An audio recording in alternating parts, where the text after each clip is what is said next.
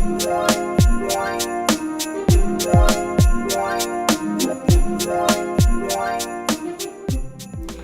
everybody, it's Nikea here, back with another Vlogmas video.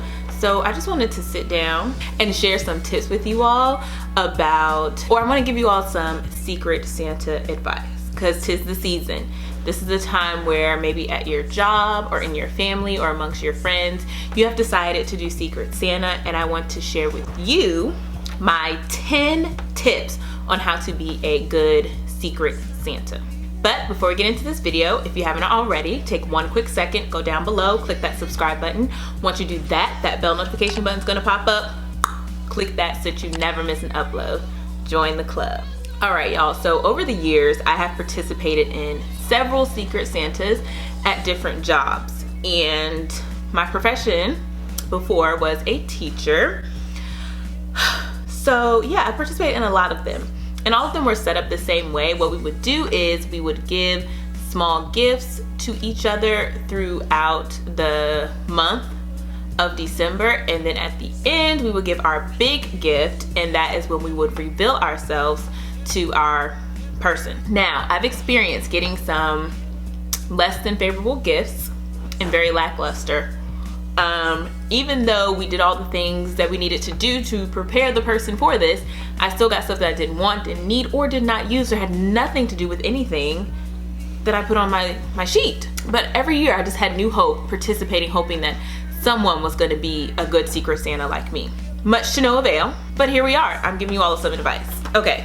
All right, to start it off, my first tip is you have to decide on how you are going to set up the Secret Santa. So as I mentioned before, the way that I've done it at my jobs is you give smaller gifts throughout the month, and then at the end, at the staff Christmas party, that is when you give the big gift and you reveal yourself to your Secret Santa. So you have to decide whether or not you want to do it that way, or if you just want to have one big gift. But I really strongly suggest that you do the giving gifts throughout the month. I feel like it's more fun that way, and it builds up the anticipation and the excitement and the joy when you're giving gifts. It's really fun when you're receiving stuff and when you're giving it, because there have been times when I participated in Secret Santa and I would go try to sneak my gift to my person, and then I would come back and there would be like a gift in my room, or a gift in my mailbox, or a gift outside my door. So that is really fun. So that is the first thing. You want to decide how you're going to set it up with the participants. The next thing that I find important when it comes to Secret Santa is that you definitely want to set a limit on the amount of money spent. So if you just decide to do one gift, you want to say that we only want participants to spend a maximum of X amount of dollars and a minimum of X amount of dollars. That way it's fair, so that everyone will get, you know, similarly priced gifts, and no one is spending more money on another person, or you're not spending $20 and the person giving you a gift is spending $5, you know? So if there's just a limit, you know, set it a minimum of $10, max of $20, so that way everyone will get a good amount of gifts, get a nice gift in a similar price range.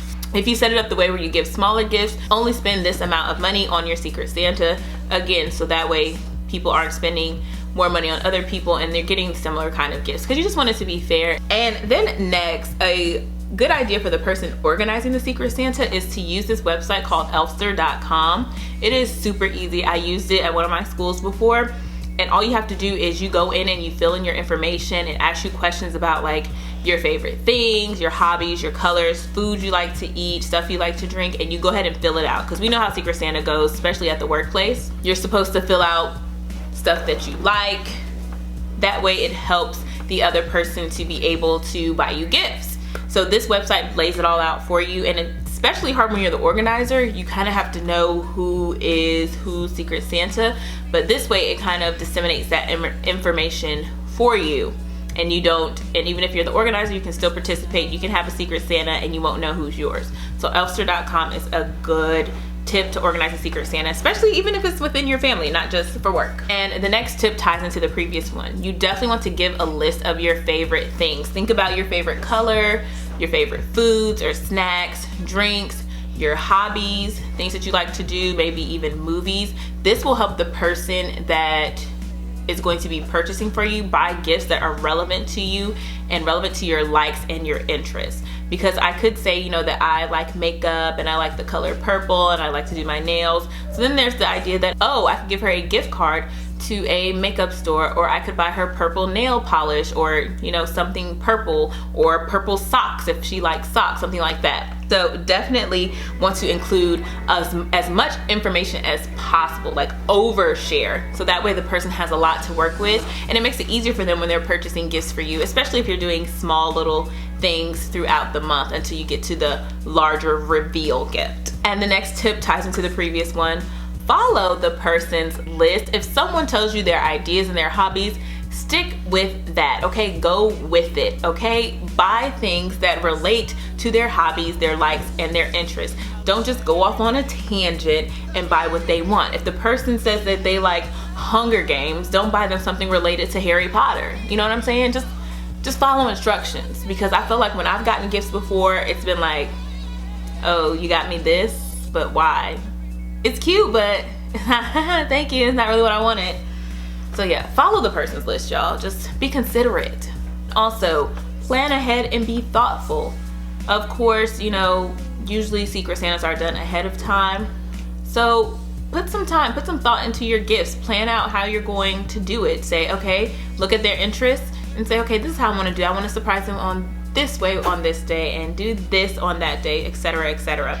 I believe in one time for a coworker, I had her for Secret Santa, and I believe she likes Starbucks, and I think she put like her favorite Starbucks order. So one morning before I got to work, I went to Starbucks, got her drink, and I left it in her classroom for her. So when she came in that morning, she had Starbucks.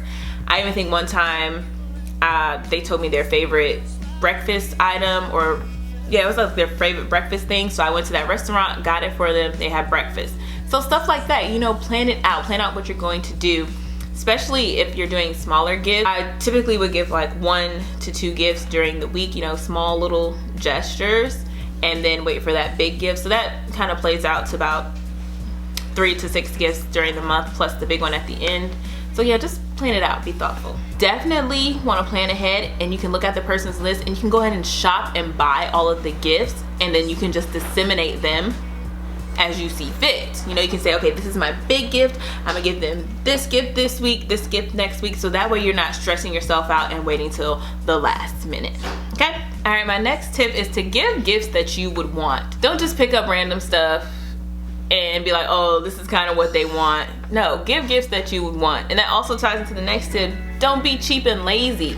Yes, you can get some nice stuff from like Dollar Tree and Dollar General, very inexpensive type gifts, but don't be super cheap and just throw stuff together and be lazy and throw stuff together. Like, put thought. Like, I purchased stuff for somebody from the Dollar Tree when I was their Secret Santa, but their interest was baking. So what I did is I bought them an oven mitt, and I bought them some like cookie mix or something like that, and some cooking utensils, and I put it together, and boom, it's from the Dollar Tree, but it's a thoughtful gift.